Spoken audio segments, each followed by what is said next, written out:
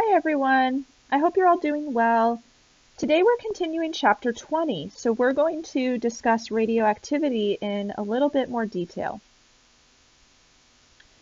So last time, remember, we went over different types of radioactive decay. We said that there were three types of rays, alpha, beta, and gamma. And then we also said that some unstable nuclei emit what are called positrons, and those are similar to positively charged electrons. And then we also said that some unstable nuclei will absorb an electron, also called electron capture. So let's go through each of these in detail, but first we need to review isotopic notation. So isotopic notation is used in nuclear chemistry to show either the loss of an alpha ray, the loss of a beta ray, or a gamma ray, etc. So we need to review how to write those isotopes. So remember that every atom of an element has the same number of protons. So that is called the atomic number, and that's given a symbol capital Z. So on the periodic table, let me actually pull up, I believe I have a periodic table here. Yes, so on this periodic table, above each element symbol is a number. Remember, that's the atomic number. And that's also equal to the number of protons. So for instance, hydrogen has a number 1. That is its atomic number, so that means hydrogen has 1 proton.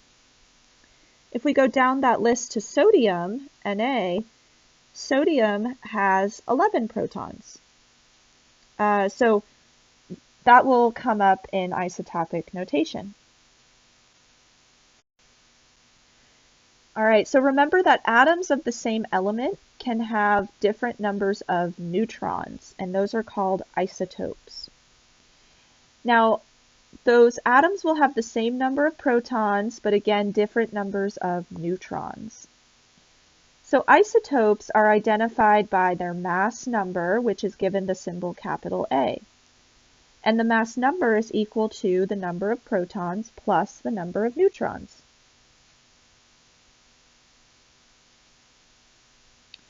So when we're writing an isotopic notation for an isotope, we're going to use the symbol shown below.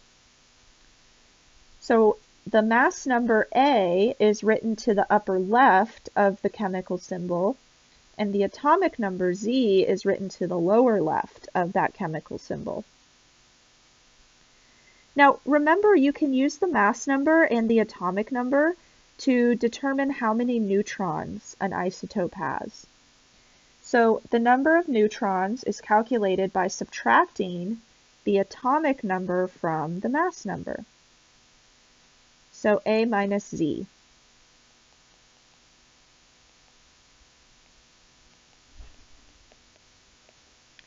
Now, when we discuss these nuclear properties, we refer to the nucleus as a nuclide. So it's given a slightly different name when we're discussing nuclear properties. Now, each nuclide is identified by a symbol indicating the mass number and atomic number, which we already saw down below. Now, remember, you could also write this in a slightly different way. So let's say that we have magnesium, and its atomic number is 12, so again, that's the number of protons. And let's say its mass number is 25. So it has 13 neutrons. We could also write this as magnesium 25. So we just list the mass number, and sometimes that's easier. Also, occasionally, chemists will leave out the atomic number in our original isotopic notation, because you can very easily look up the number of protons on the periodic table. Today, we're going to keep the atomic number in our symbol because we're going to have to do some math with that. All right, so let's talk about some of those particles that are involved in nuclear reactions. We're going to go over their symbols and also their nuclear symbols or their isotope notations. So let's start with a proton. Remember, with a proton, we use the symbol P+, and the nuclear symbol would be either H or P, and the mass number is 1 and the atomic number is 1. So you can use either H or P for the nuclear symbol there.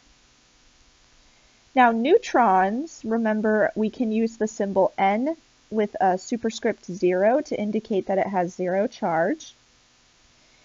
And its nuclear symbol is N with a mass number of 1 and then an atomic number of 0. All right, and then an electron is given the symbol E-. And then we're going to use for its nuclear symbol E, and its mass number is 0, and its atomic number is -1. So it's kind of weird to assign an atomic number to a neutron and an electron, but we'll see why in a minute. All right, and then we have an alpha particle, which is given the symbol alpha. And for the nuclear symbol, we can use either the Greek letter or just helium, because an alpha particle is equivalent to a helium nucleus. So the mass number is 4 and the atomic number is 2. And then for a beta particle, we're using the Greek symbol beta. Now you could just use a beta symbol, or you could use a beta symbol with a negative sign next to it. And you'll notice that the beta particle is the same as an electron. So you could use either the beta symbol or E for electron. And again, the mass number is 0 and the atomic number is -1. So these are equivalent. And then the last particle is a positron, which sounds kind of cool. So for a positron, you can use a beta symbol or a beta symbol with a plus sign. And for the nuclear symbol, you can use either beta or E. And again, this is the opposite of an electron. So the mass number is still 0, but instead of -1, we have +1 in the atomic number position. Okay, so we'll get some practice writing these symbols as we move forward, so don't worry if you don't have them all memorized right now. All right, so let's learn how to write some nuclear equations. So we describe nuclear processes with these nuclear equations. And again, we're going to use that isotopic notation in our equations. So on the left-hand side and right-hand side of an arrow, we previously said that we need to have the same number of atoms on each side. For a nuclear equation, the atomic numbers and mass numbers are conserved on both sides. So the sum of the atomic numbers on both sides must be equal, and the sum of the mass numbers on both sides must be equal. So let's look at an example where uranium is losing an alpha particle, or we might say it's undergoing alpha decay. So remember, for an alpha particle, we could write helium because they're equivalent. And remember, the mass number for helium is 4 and the atomic number is 2. Now for uranium, we're starting with the isotope that has a mass number of 238, and then the atomic number for uranium is always 92. So the other product in this decay is, I think that's thorium.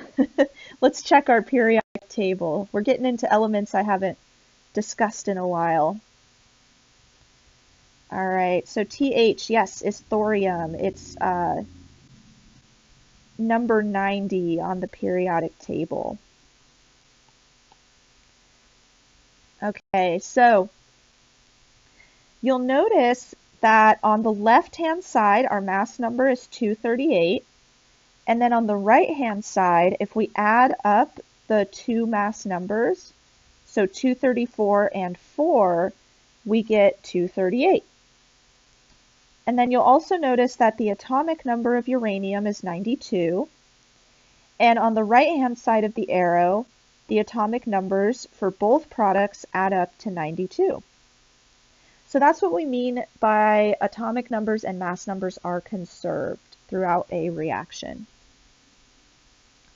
Oh, and let me write thorium here. All right, so you'll also notice that uranium is called the parent nuclide. So that's what we're starting with. And then the product thorium is the daughter nuclide. So it's kind of like the parent nuclide had a daughter named thorium.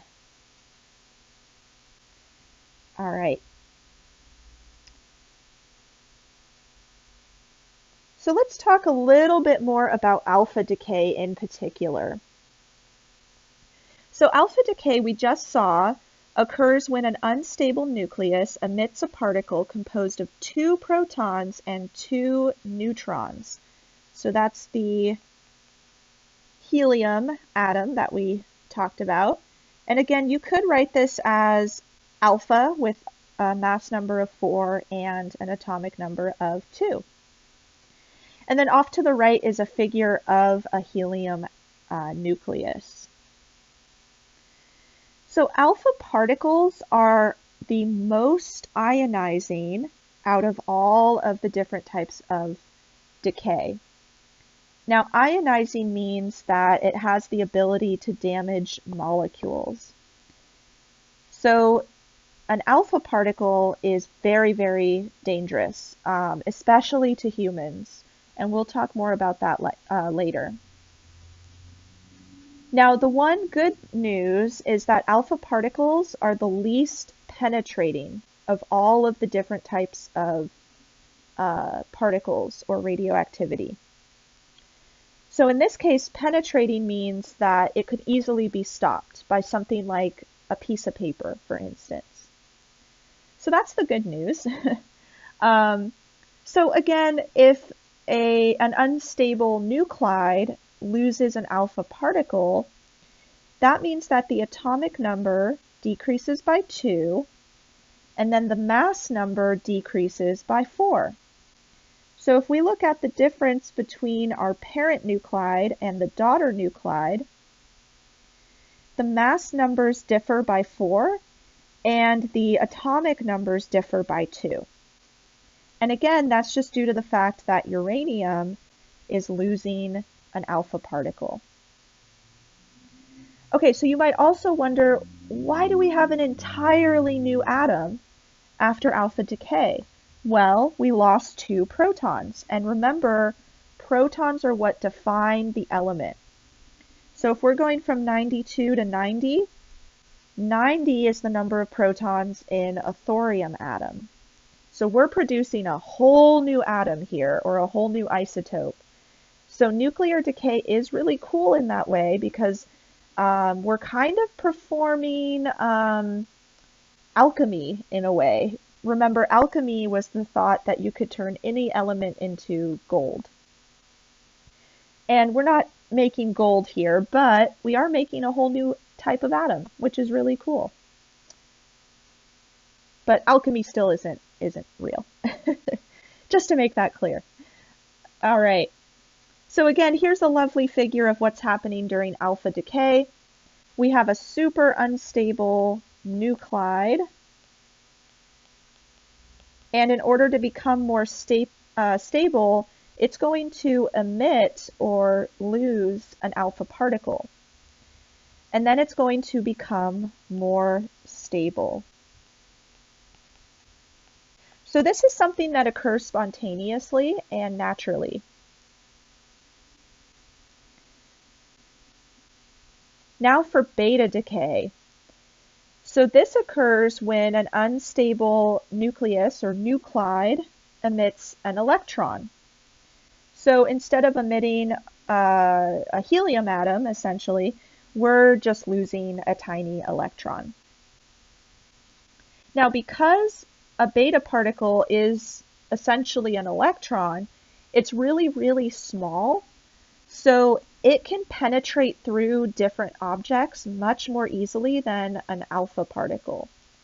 Because remember, alpha particles are much more massive. So beta particles are 10 times more penetrating than alpha particles. But they're only about half the ionizing ability. So they don't damage molecules as easily as alpha particles. So there's kind of some give and take there because beta particles are still ionizing, so they're still damaging to molecules. They're just not as damaging as alpha particles. However, beta particles can pass through skin more easily than alpha particles. So still kind of dangerous.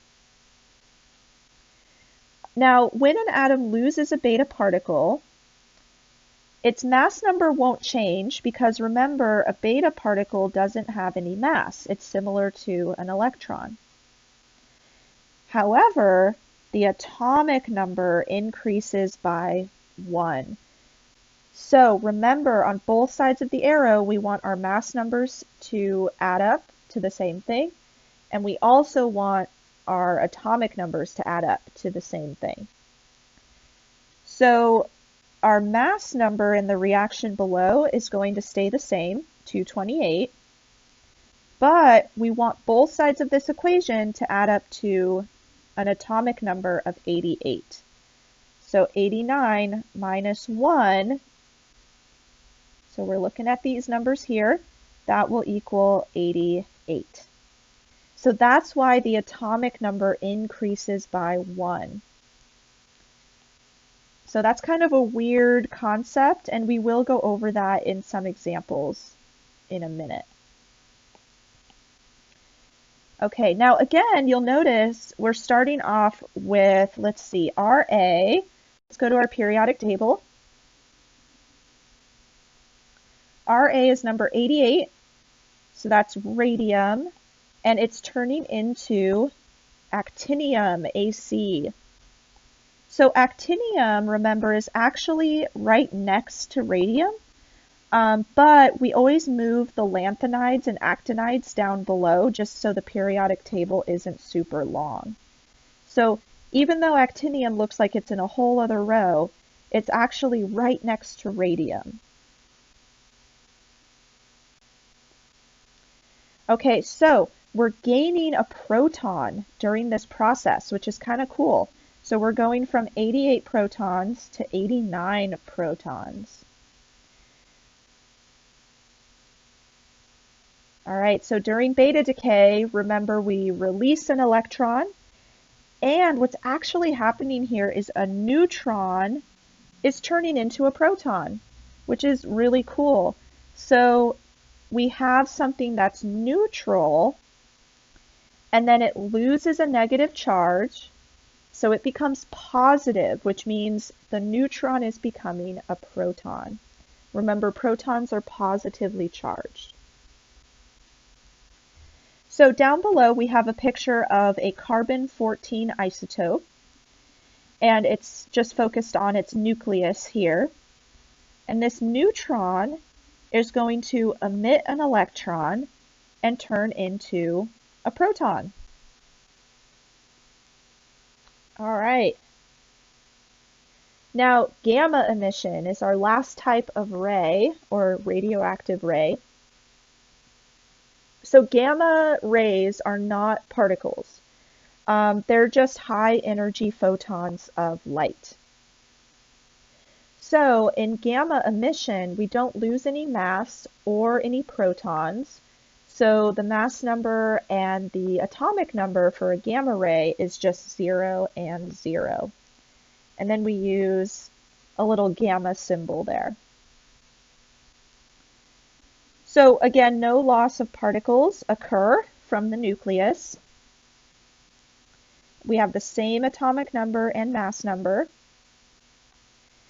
And gamma rays are the least damaging rays. They are the least ionizing out of the different types of radioactivity, but they are the most penetrating.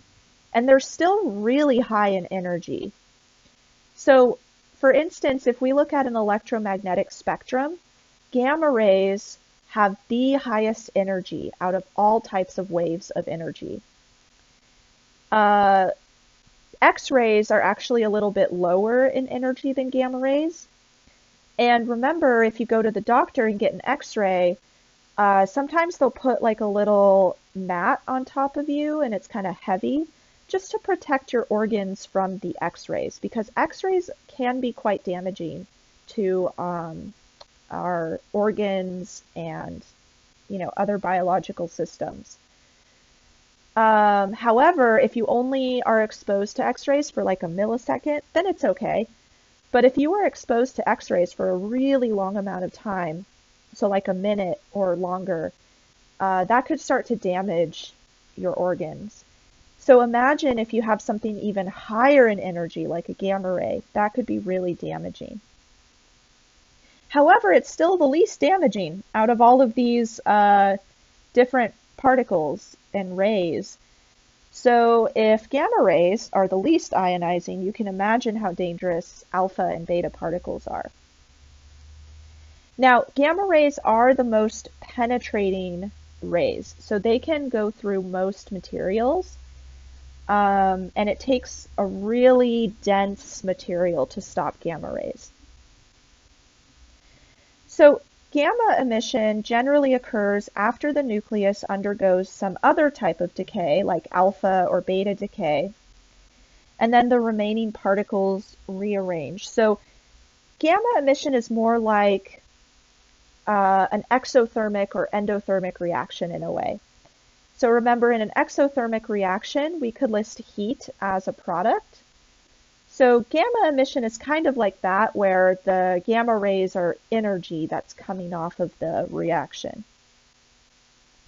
So down below, we have that same nuclear reaction that we saw before, where uranium-238 is becoming thorium-234, and that's through alpha decay, so we're emitting an alpha particle here.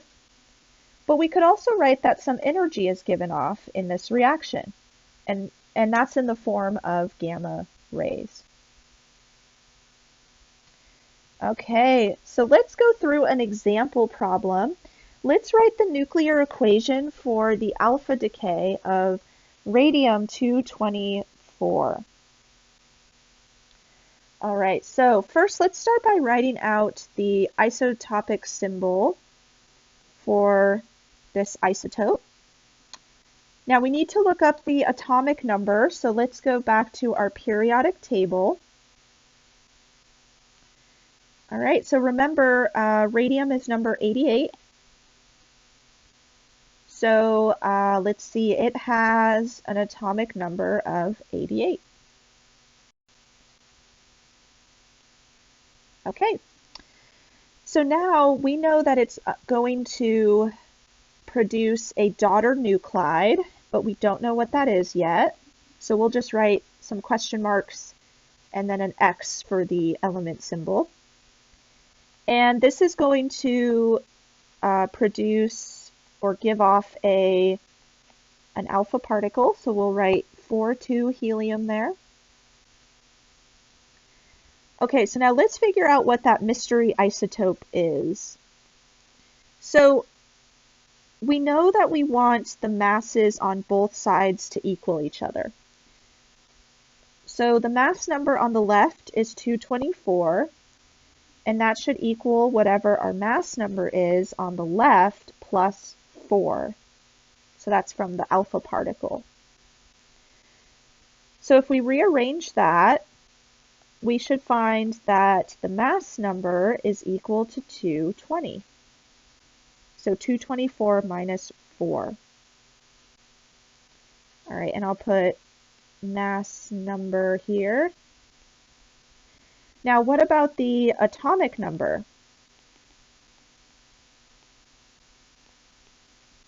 So for radium, that's 88. And the right-hand side, we have a question mark plus 2 from the alpha particle. So if we rearrange that, we get 86.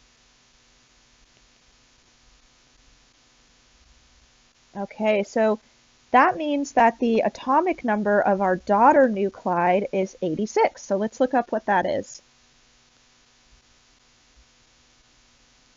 So number 86 is radon, Rn. Okay, so we figured out what our daughter nuclide is. So let's rewrite our equation. All right, so the mass number of our daughter nuclide is 220, the atomic number is 86, and the element symbol is Rn. And then we'll rewrite the alpha particle. All right, so not too bad, right? We just have to do a little addition and subtraction there. So earlier I mentioned how penetrating each radioactive particle or ray is. Now let's kind of talk about what that means in terms of our health. So what if we come into contact with a nuclear equation or a reaction? So alpha particles, again, are the heaviest radioactive particles, so they can be stopped really easily. You'll notice off to the right, alpha particles can be stopped by a piece of paper. So that's good news. However, let's say that you accidentally ingest or inhale an alpha particle or multiple alpha particles. They can cause a lot of internal damage. So even though alpha particles might not penetrate our skin, they can be ingested or inhaled, and they do the most damage. Now, beta particles are smaller than alpha particles. They're similar to electrons, and they can penetrate objects more easily. So they could pass through our skin. However, they can be stopped by something like a sheet of aluminum foil. So, okay, we could maybe protect ourselves with some heavy-duty gear. And then gamma rays are a type of energy, so they can pass through pretty much anything other than really dense materials like lead or concrete. So typically, when there's hazardous nuclear waste, usually people will bury the waste in a concrete pool almost. So it'll be buried underground, covered in concrete, and that should keep any rays from leaving that area. So that area should be protected.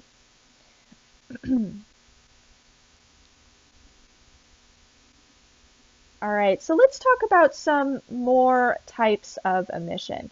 So we said that some unstable nuclides can undergo positron emission.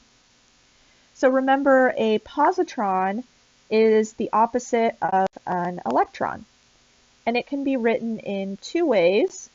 So you can either show it as E or beta. So a positron does not have mass, but it does have a charge of +1. So that's what we list as the atomic number. So positrons are similar to beta particles in their ionizing and penetrating ability.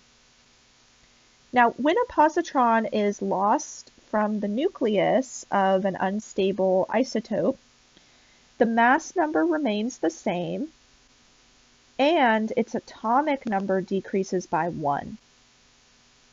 So down below, for instance, let's say we have a phosphorus isotope, phosphorus 30, and again, the mass number stays the same because the mass number of the positron is 0. However, we want the atomic numbers on the left and right to add up to the same thing.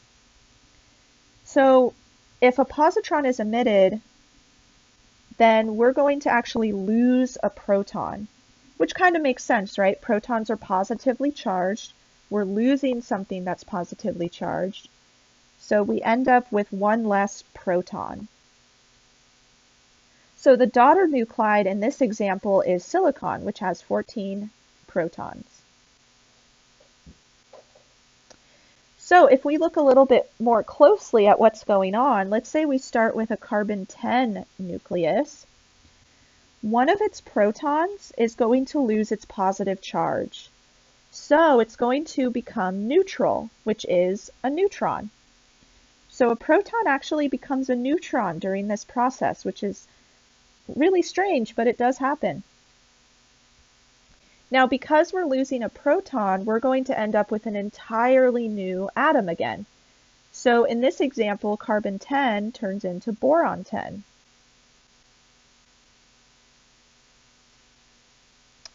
And then the last type of radioactive activity is electron capture. And this occurs when an inner orbital electron is pulled into the nucleus. And again, this only happens if a nuclide is really unstable. So for instance, if we have a nucleus or a nuclide that's really unstable, it could potentially grab onto an electron in its inner orbital in order to become more stable. So in this particular instance, we don't have particle emission, but the atom will still change. And this is actually going to give us the same result as positron emission. But instead of losing a positive charge, we're gaining a negative charge.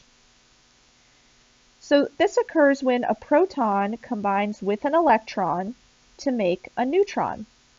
So a positive and a negative are making something that is neutral. So down below we have an electron capture reaction. So ruthenium, or I think that's ruthenium, let's double check. These are, again, atoms I haven't worked with in a while. Let's see, Ru. Let's double check that I'm right.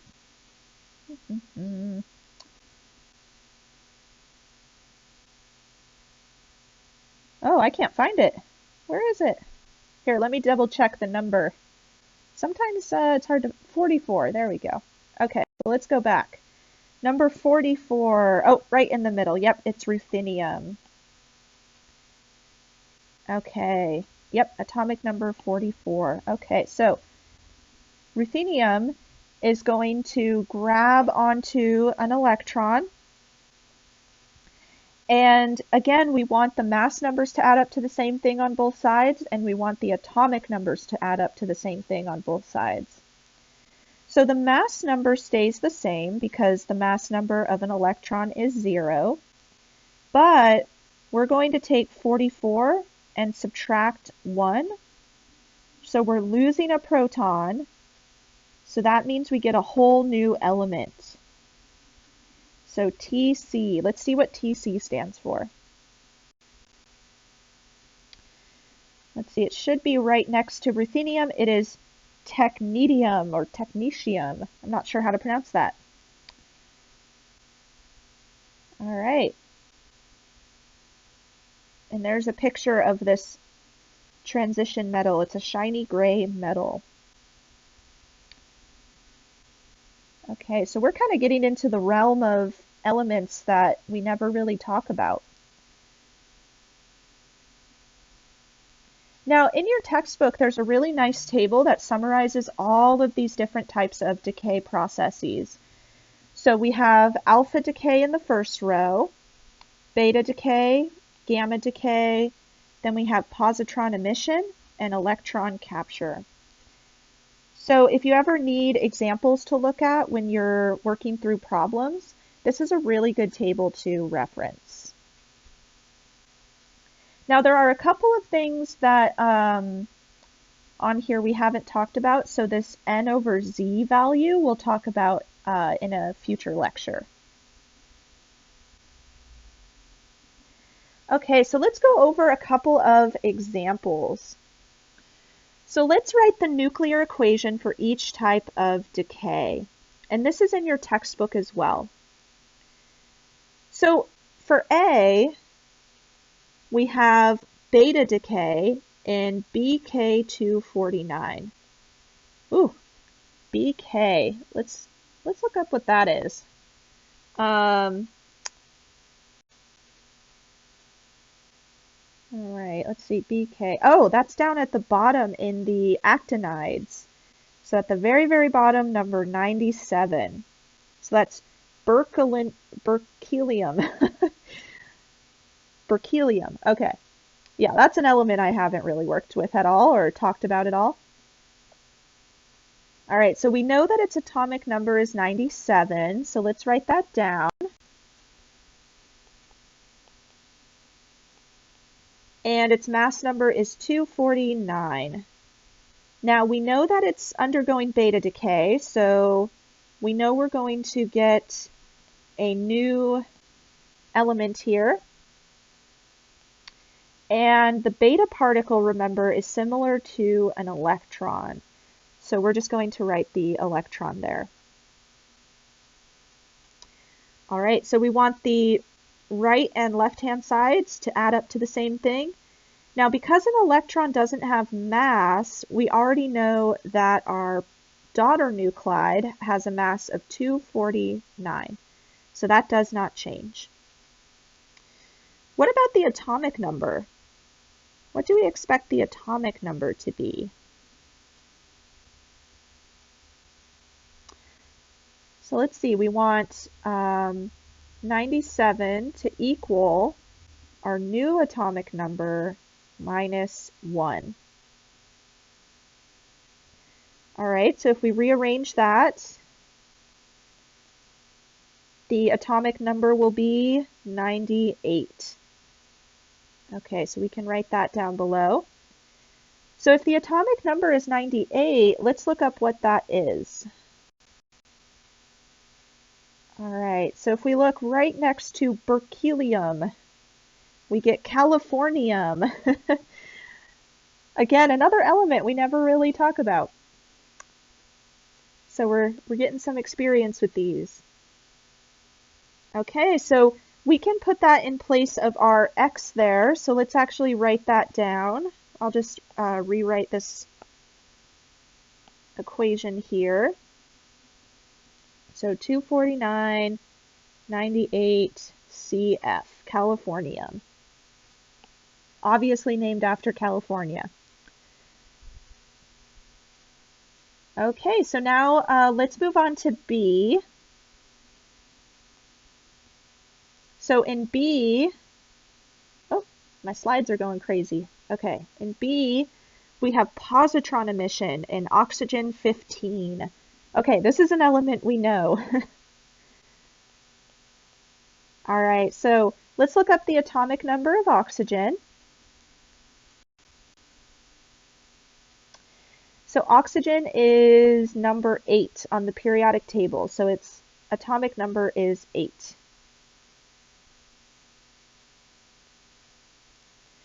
Okay, and it has positron emission. Okay, so we don't know what the new element is, but we do know that a positron is the opposite of an electron.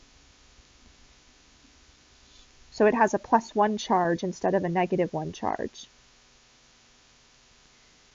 Okay, so the mass number again will stay the same, but the atomic number is going to change. So let's see, we want 8 to equal our unknown atomic number plus 1. So that means our unknown atomic number is equal to 8 minus 1, which is 7. All right, let's go look up the atomic number 7. So 7 is right next to oxygen, and that is nitrogen.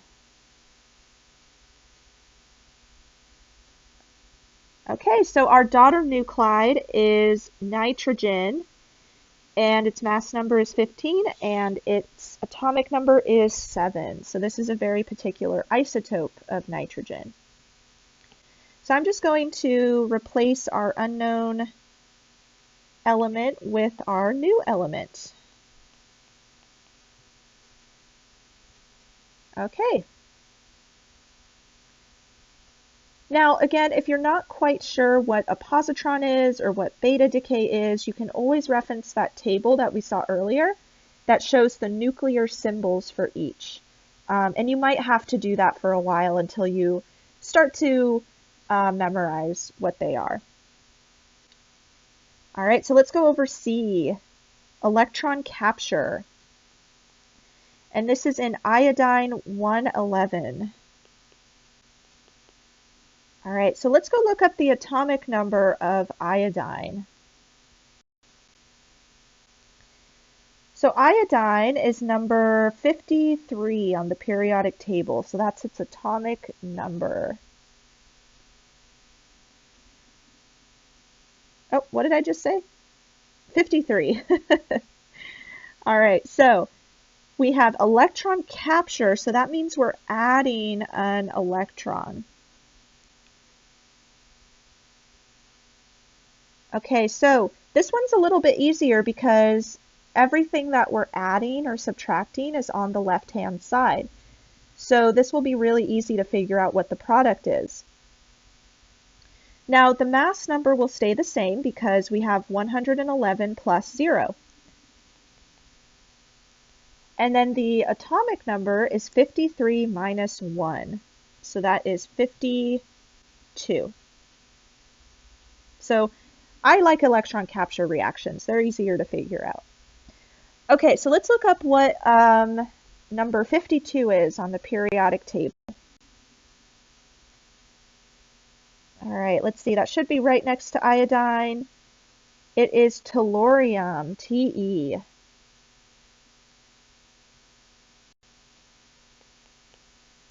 All right, so we end up with tellurium 111. Okay, so on your worksheet problem 1, which is on Canvas, you're asked to write a nuclear equation for the indicated decay of each nuclide. So I'm going to have you work on this on your own, and I'll post the worksheet key so you can double check that you did it right. If you do have any questions about alpha decay or beta decay or any of the other types of radioactivity, just let me know. And in the next video, we will continue our discussion of nuclear reactions. So I will see you there.